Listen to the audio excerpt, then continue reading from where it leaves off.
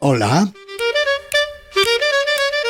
yo soy Enrique Varela y esto es un nuevo episodio de Varelalia Podcast. Varelalia Podcast. Varelalia Podcast. Varelalia Podcast.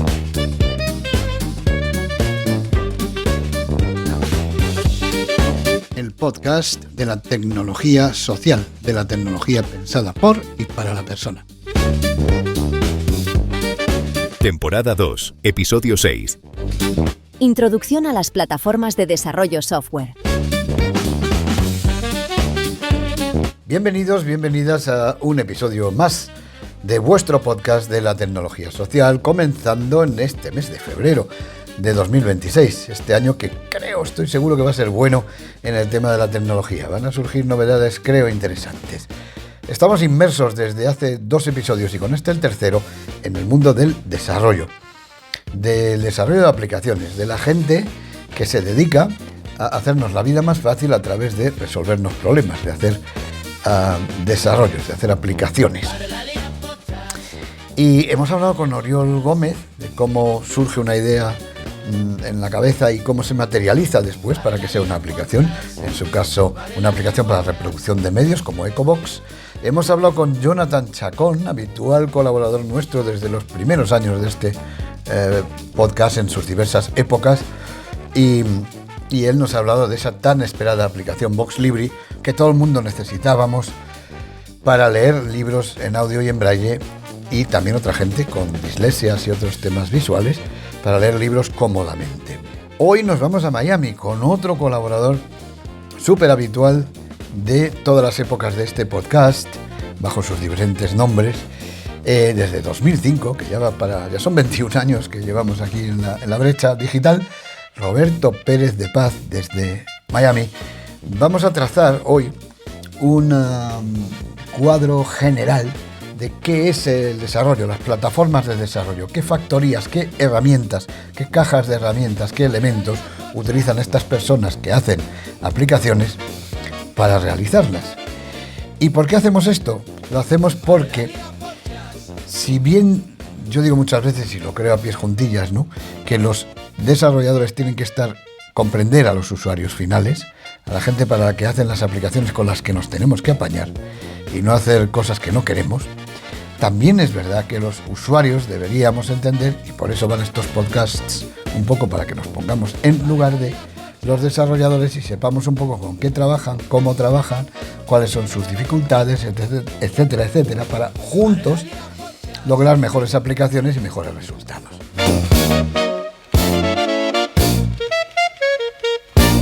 Varelalia Podcast.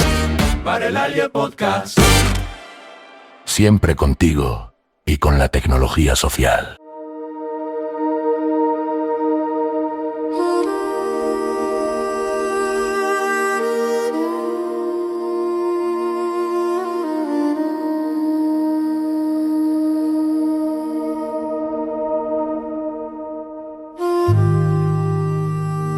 En el principio fueron el bit y el byte, y a las máquinas se les daban instrucciones en unos y ceros o en sistemas octal y hexadecimal. Era el código máquina, muy común en los viejos ordenadores de tarjetas perforadas. Luego se inventaron los lenguajes de programación, como COBOL, BASIC, C, Pascal y muchos otros. Algunos aún persisten hoy y se usan. El motivo de estos lenguajes era hacer comprensible al desarrollador lo que tenía que ordenarle a la máquina. Generalmente con instrucciones en inglés o sus abreviaturas y con una formación en, digamos, la lógica de las máquinas, era más fácil hablarles en palabras o instrucciones que en números. Los programas que así se llamaban los textos de instrucciones eran traducidos por otro programa, que finalmente le decía a la máquina en números lo que tenía que hacer. A esto se le llamaba compilar, y aún se hace. Luego de estos primeros pasos y durante muchos años, desarrollar software era un ejercicio de fragmentación. Existían lenguajes de programación, sí, pero cada sistema operativo imponía sus propias reglas. Una aplicación escrita para Windows no se podía ejecutar en macOS o en Linux sin una reescritura importante. El código no se adaptaba bien, y los desarrolladores tenían que bien elegir bando, bien multiplicar su trabajo haciendo un desarrollo para cada sistema operativo. Con el tiempo, esta situación empezó a resultar insostenible, El número de dispositivos creció, los sistemas operativos se multiplicaron y el coste de mantener varias versiones de una misma aplicación se disparó. Fue entonces cuando apareció una idea clave: la plataforma de desarrollo. No un lenguaje concreto, sino una factoría para el desarrollador capaz de ofrecer un entorno común para crear aplicaciones que funcionaran en múltiples destinos. En paralelo, las aplicaciones web han evolucionado de forma notable. Las llamadas web apps, y especialmente las aplicaciones web progresivas, han borrado muchas fronteras entre web y aplicación nativa. Hoy pueden instalarse, funcionar sin conexión y acceder a hardware del dispositivo, todo desde el navegador. De forma transversal, y desde los primeros tiempos antes de las plataformas, se comenzó a trabajar en la accesibilidad, y los desarrolladores de hoy, o programadores de antes, podían formarse en esta disciplina y tener en cuenta las necesidades de diferentes grupos de personas a la hora de diseñar no solo los programas y las aplicaciones, sino, más importante, la interfaz de usuario, el panel que utiliza la persona para comunicarse con la aplicación. En este episodio hablo con Roberto Pérez, y tratamos de clarificarles a los no expertos todo este intrincado mundo de plataformas, lenguajes de programación, entornos de programación, aplicaciones web y sistemas operativos. En próximos episodios desmenuzaremos cuestiones más concretas, pero en este hacemos una foto o mapa general de la situación actual de desarrolladores, dispositivos y usuarios finales. Roberto Pérez es un profesional de la accesibilidad digital y tecnologías de asistencia, con más de 15 años de experiencia, ayudando a organizaciones para que sus aplicaciones y sitios web tengan en cuenta a las personas con discapacidad. Durante su etapa como gerente técnico de accesibilidad en Microsoft, lideró esfuerzos para mejorar la usabilidad y accesibilidad de herramientas para desarrolladores como Visual Studio Code y el portal de Azure. Le apasiona vincular los aspectos más técnicos de la accesibilidad con la creación de experiencias de usuario que sean verdaderamente inclusivas. Es un miembro activo de la comunidad de accesibilidad y colabora con la comunidad de usuarios de NVDA, en español, NVDA.es, que da soporte a uno de los lectores de pantalla de código abierto más utilizados a nivel mundial. Actualmente trabaja en GitHub como Software Subject Expert. También colabora con este podcast, y es la segunda, y no será la última vez, que se sienta a charlar sobre tecnología y accesibilidad en Barelalia. Buenas, Roberto, y bienvenido de nuevo a Barelalia Podcast. ¿Qué tal? Hola, Enrique, pues contento de estar aquí otra vez, aunque lamentablemente no estamos en persona, que era muy chulo grabar ahí en el mismo sitio, pero aquí estamos y contento de compartir otro rato. Yo sí he seguido en el mismo sitio. Tú eres el traidor. Bueno, errores que comete uno en la vida. Ya lo arreglaremos. Has cruzado el océano para escaparte de mí. Bueno, pero lo bueno es que tienes, como pone ahora en lo que hemos añadido en la bio, tienes trabajo nuevo, estás trabajando nada menos que en GitHub, que a muchos de la audiencia igual no les suena, pero a todo el que sea medio desarrollador o hayamos trabajado, pues yo por ejemplo que estoy trabajando en la traducción del Voice Vista y cosas así, pues es una plataforma de desarrollo donde se ponen proyectos, el mismo proyecto Voice Vista y el mismo proyecto Soundscape y todos estos, pues se ponen ahí al dominio público y se colabora, ¿no? Es una plataforma colaborativa.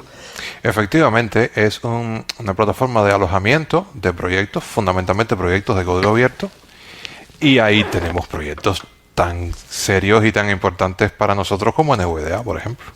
Se desarrolla sobre GitHub. Ya tenemos variedad de colaboradores, porque ahora antes tenía a Juanjo Montiel, que alguna vez vendrá por aquí otra vez, supongo, en Microsoft, estabais los dos en Microsoft, pero tú ahora ya estás en otro. Va a estar muy bien eso porque tendrás otros puntos de vista, lógicamente. Pues claro, lo que pasa es que vamos a cerrar el círculo porque Microsoft compró GitHub hace 2 o 3 años y hasta ahora ha ido funcionando de manera muy independiente, pero poco a poco Microsoft poco a poco lo va absorbiendo y lo va modificando y metiendo en su maquinaria.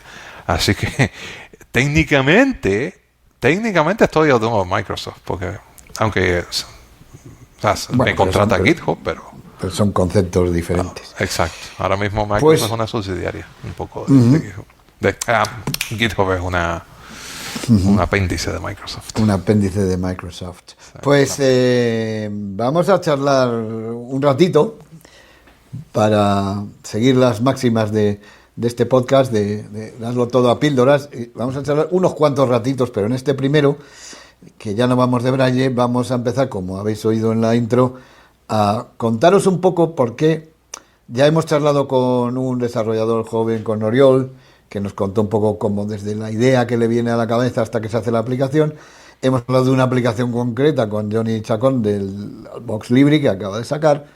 Ahora volvemos un poco a centrarnos y a contaros la historia, por qué surge, qué pasa, qué son las plataformas o entornos o lo que sea de desarrollo, porque hay mucho nombre por ahí rodando. Como decía al principio Emilio, en el principio fue el bit y el byte, ¿no? Bueno, y más al principio yo creo que los autómatas y todo eso. Tenéis ahí en mi canal de WhatsApp, en el canal Varelalia de WhatsApp, tenéis una cosa de la BBC muy mona que demuestra cómo conectan los autómatas y la relojería con los ordenadores actuales y con la época industrial, con el textil y todo esto, los telares y tal. Pero que al fin y al cabo es programación. Pero bueno, que antes se programaba casi en hexadecimal, en tarjetas perforadas, porque una máquina también hacía cosas muy limitadas, ¿no? Se le decía tú para arriba, cuenta, sigue contando, haz esto, haz lo otro, ¿no? Vale, después vinieron los lenguajes de programación, que ahí están todavía, ¿no? Como decíamos aquí, Pascal y todas esas cosas, que son como hablarles a las máquinas medio en inglés, para que les sea... aquí va todo de facilitarle la cosa a los desarrolladores, ¿no? De que sea más fácil el que se ponga a programar, pues que le sea más fácil, ¿no? Y ahora ya estamos en todo el lío con la inteligencia artificial arriba, pero estamos en todo el lío de plataformas. ¿Cómo definiríamos un poco una plataforma de desarrollo así muy en general? Bueno, eso es una pregunta muy interesante. Una manera posible de entenderlo, y lo estaba pensando antes de que empezáramos a grabar, es hablando un poquito de la arquitectura de software, hablando un poquito de la arquitectura de una aplicación de manera muy general. Por ejemplo, si la pudiéramos dividir en capas, tendríamos la parte más externa, tendremos la interfaz, que es con lo que interactuamos, todos los controles, los botones, los menús, las casillas de verificación, toda la parte de cómo la aplicación se comunica con nosotros y cómo nosotros le damos instrucciones, le elegimos opciones y demás. Esa podría ser la piel, la capa externa. Si nos vamos un poco más adentro, tenemos pues la lógica de qué es lo que hace la aplicación, cómo se comporta, cómo responde a un tipo de fichero que le subamos. Por ejemplo, si es un lector de libros, qué hace cuando añadimos marcadores, cuando los quitamos, cuáles son sus características o los servicios o funciones que nos ofrece. O sea, toda esa lógica de adentro de qué pasa cuando apretamos un botón hasta que nos devuelve un resultado. Esa sería una capa intermedia. Y más abajo, si seguimos profundizando, tenemos cómo se comunica esa aplicación con nuestro dispositivo, con nuestro móvil, con nuestro ordenador, o sea, específicamente cómo hace para a lo mejor guardar un fichero, cargar un fichero, acceder a la red, y así podemos dividir hasta llegar al sistema operativo, que es lo que sirve. Si pensamos en una plataforma, quizás podríamos definirla como un entorno o un ecosistema. Es que estoy usando también otras palabras complejas, pero imaginémonos todo eso junto, toda una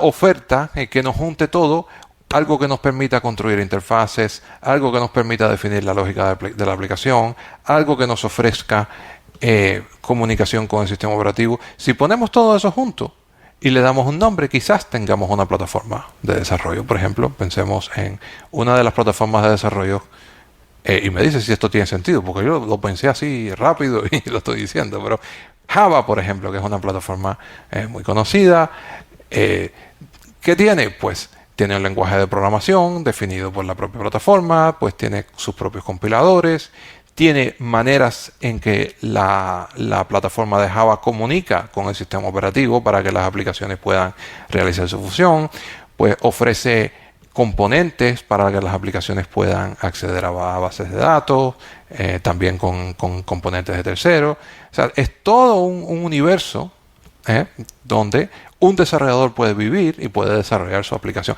Eso podría ser una plataforma. Después no es tan sencillo porque estos componentes se entremezclan. Tú puedes usar determinadas piezas para construir tu interfaz, puedes usar otra cosa a veces para la lógica. Si añadimos a todo esto si añadimos escritorio versus web, se complica mucho más, porque también una plataforma puede ser algo como AWS, o sea, Amazon AWS o Azure, que son grandes infraestructuras en la nube donde se ejecutan aplicaciones de manera de manera remota, o sea, aplicaciones que no funcionan localmente en nuestro dispositivo, pero que se ejecutan en un contenedor por ahí, en el éter cibernético, y eso también son plataformas, porque también son infraestructuras que contienen aplicaciones. No sé, he tratado de presentarlo más o menos didáctico. No sé. Sí, la parte, claro, el peligro que corre, yo lo hago mucho metaforear las cosas para que la gente menos instruida, y es para quien van estos podcasts también, porque son no en vano, son herramientas de difusión, plataformas de difusión. Pues cuando se habla de la parte de interfaz, estaréis oyendo mucho hablar de UI o UI, que se dice en inglés, y lo decimos muchas veces en castellano, en español, que UI no es más que User Interface. Y el interface, pues no es más que lo que ha dicho Roberto antes. Si lo trasladamos, digo, con el peligro que tiene a un coche, por ejemplo, nada mejor como ejemplo para el mundo de los ciegos, que no conducimos, pero bueno, esto también lo oye otra gente, pues la interfaz sería el steering wheel, o sea, el volante, que es con lo que giramos, todos los botones que hay ahí para encender los intermitentes, la luz, para darle a los espejos, mover los espejos retrovisores, para que se mueva el parabrisas y limpie las gotas de agua del cristal. Pero después, dentro hay cosas, o sea, cada vez que tú giras el volante pasan cosas mecánicas que hacen girar las ruedas, cada vez que yo qué sé, que das a lo del parabrisas, pues pasan cosas eléctricas que ponen en marcha un motor para mover aquello, que son cosas de las que ya el user se interesa menos, porque da igual. Mi pareja se sienta en el coche, con un pedal pisa y aquello se empieza a mover, y sabe, es experta y lleva muchos años, sabe conducir, pero no le da igual lo que pasa dentro del coche, ¿no? Que es lo que nos debería pasar a los usuarios de a pie. Nosotros tenemos una aplicación que es para grabar, pues que grabe. ¿Qué es lo que hace? Pues es emocionante para los que nos gusta hablar con los desarrolladores, o hemos sido desarrolladores alguna vez, pero lo digo porque a veces la gente también, que empieza a decir, no, es que yo de esto no sé, y qué pena, pero pero es que, volviendo a mi pareja, es que mi pareja no sabe cómo va un Toyota Corolla, no tiene ni idea, no ha estado en una fábrica de Toyota nunca. Pues da igual, a nosotros tampoco nos tiene que dar igual una aplicación como la de Jonathan Chacón, es para leer libros, lo que nos importa es que nos lean, no lo que pasa dentro. Cómo poner marcadores, cómo abrir un libro, cómo guardarlo, eso es lo que nos interesa en general. Exactamente. Y siguiendo tu metáfora, pues toda esa parte de que con la que no interactuamos del automóvil sería la lógica de la aplicación, sería toda la capa de comportamiento, ¿no?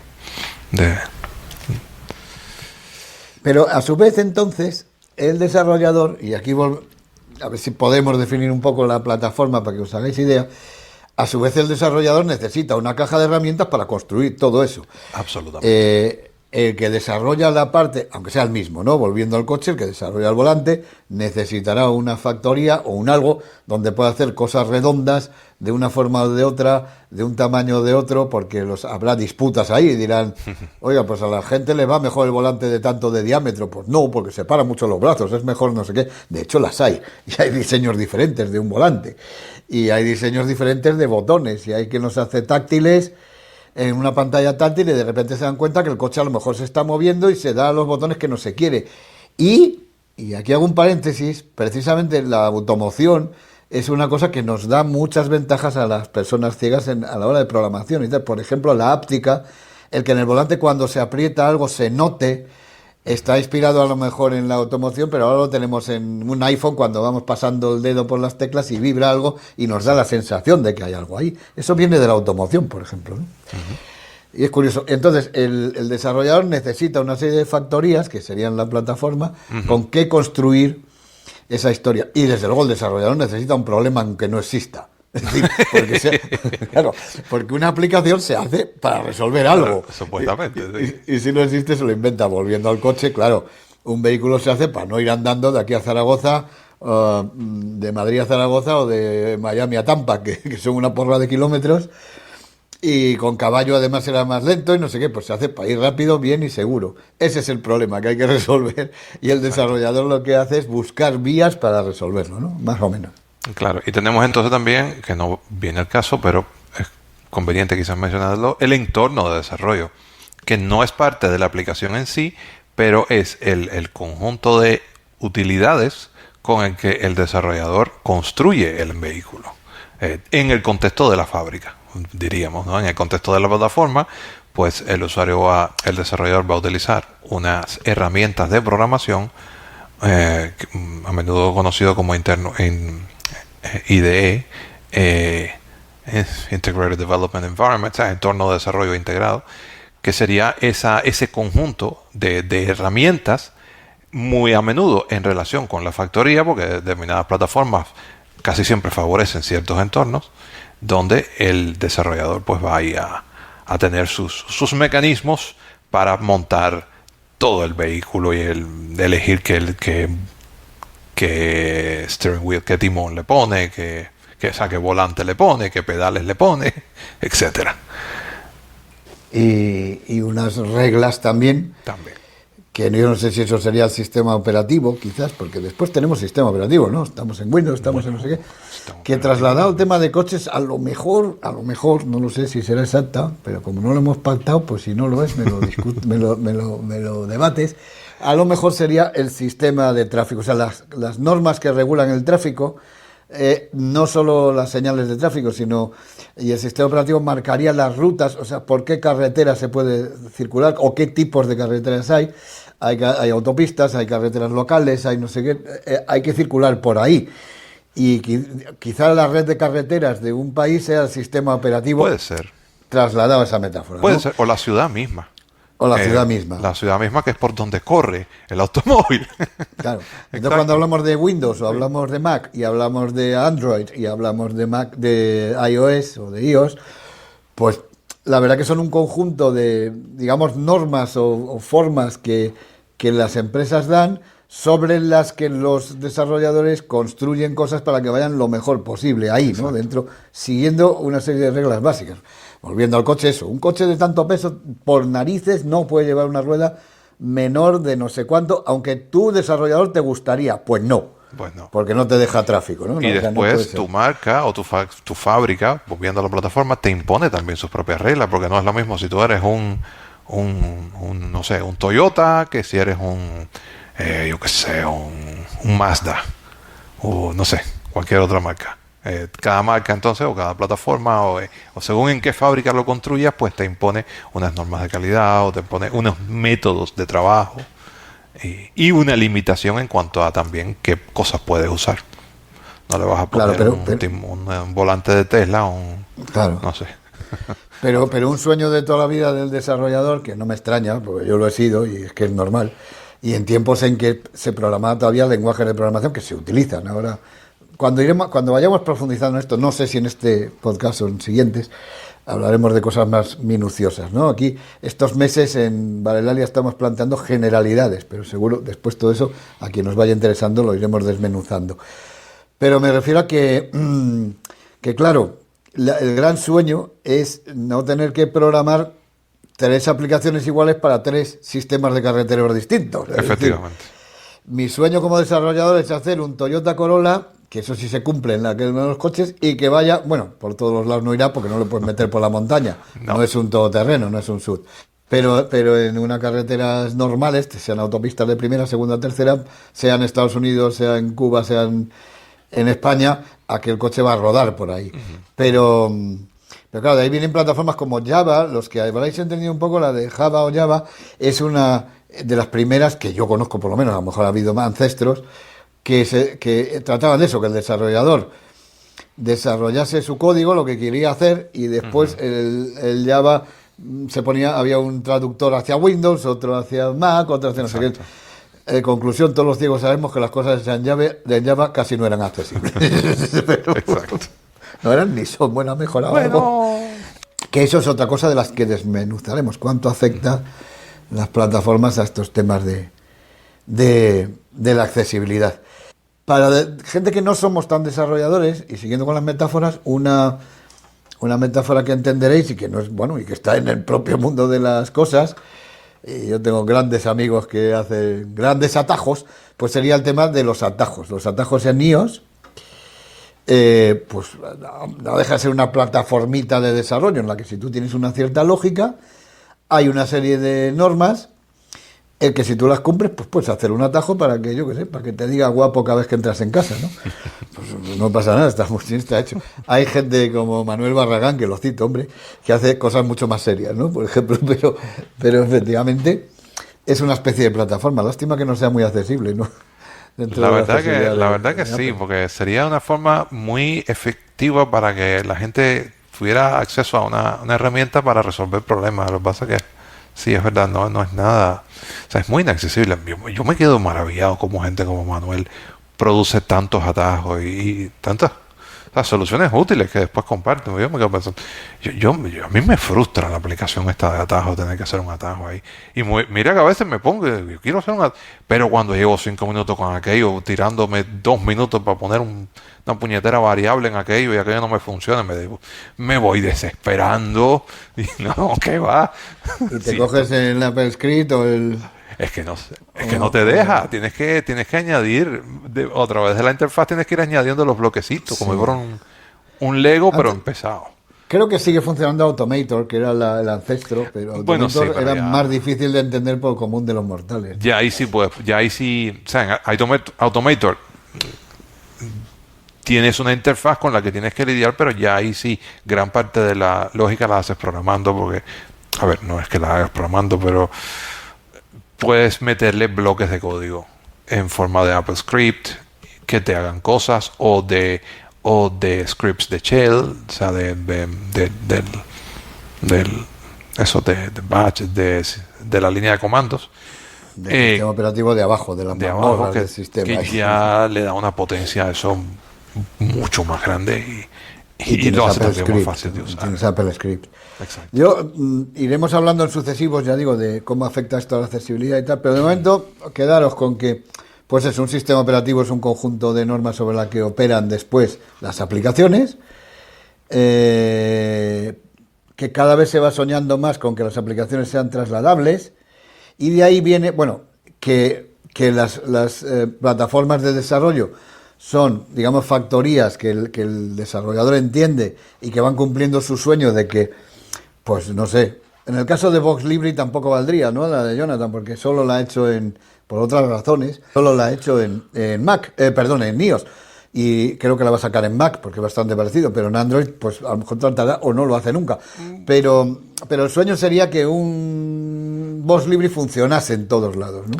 Bueno, Jonathan entiendo que utilizó SwiftUI, SwiftUI, que es una plataforma desarrollada por Apple para unificar sus diferentes sistemas operativos, macOS, o sea, para unificar el desarrollo, o sea, entre otras cosas, porque no es la única finalidad de SwiftUI, pero una de las cosas que permite hacer es unificar el desarrollo en gran medida, claro, para los distintos dispositivos. O sea, puedes tener una aplicación que funcione en el Mac, que funcione en el iPad, que funcione en el iPhone, con pequeños cambios, pero en general compartiendo la lógica y compartiendo una serie de elementos. O sea, sí aplica, no es una plataforma, es una plataforma exclusiva de Apple, pero sí, no deja de ser una plataforma. No todas las plataformas son multisistemas. Universales, ¿no? Universales, por ejemplo,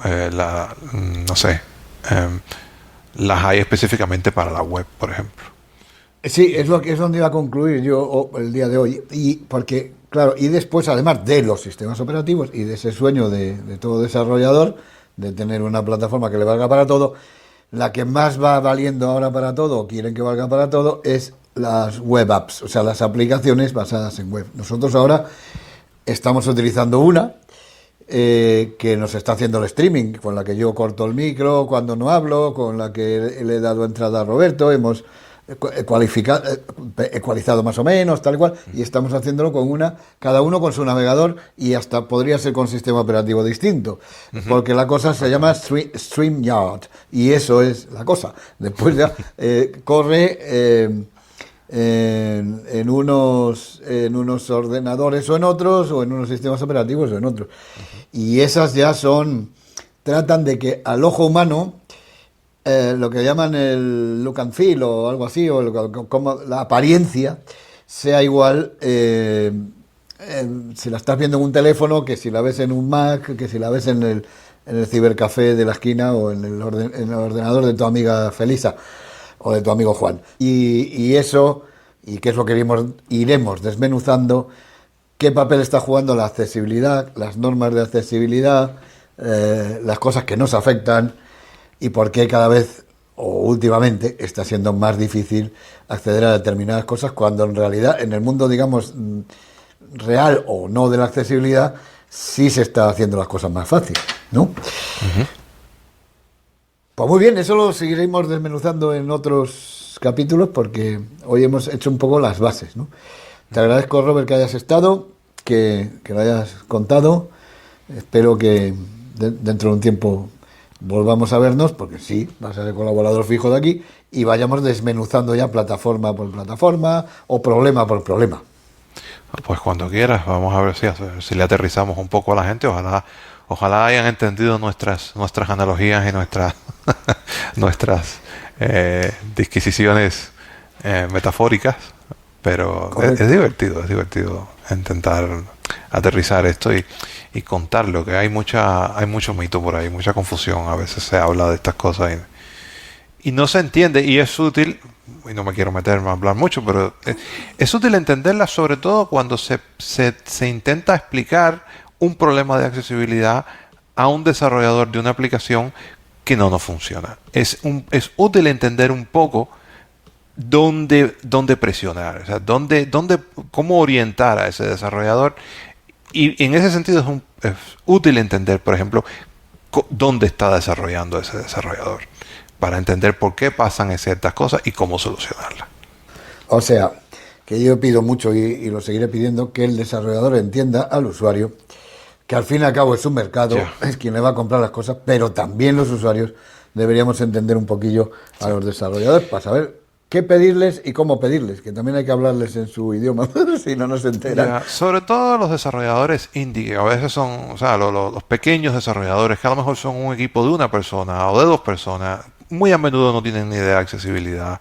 Están haciendo lo que pueden con la mejor intención y a menudo no hacemos más progreso en pedir que se nos facilite la vida simplemente por una cuestión de no enfocar la conversación correctamente, porque es difícil que un desarrollador que ni siquiera entiende un problema, o sea, no entiende cuál es el problema, haga algo por resolverlo, ¿no? Entonces, sí, a mí se me han dado casos, más en el pasado, pero se me han dado de ir a hablar con un desarrollador de algo y digo, mira, es que soy persona ciega. Y bueno, pero es que las personas ciegas utilizáis los ordenadores. Pues, claro, si no sabe ni eso, exacto, pues difícil va a ser ponerse en tu lugar, ¿no? Como decía. Exacto.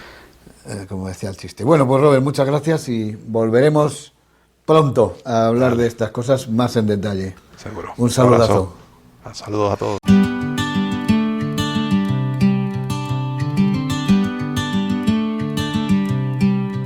El feedback es el premio de los podcasters no comerciales. Déjame tus comentarios, sugerencias y lo que quieras en las plataformas en las que escuchas este podcast. Escríbeme a evarelac@gmail.com. O si lo prefieres, charlemos en Mastodon, en @evarela@comunidad.nvda.es.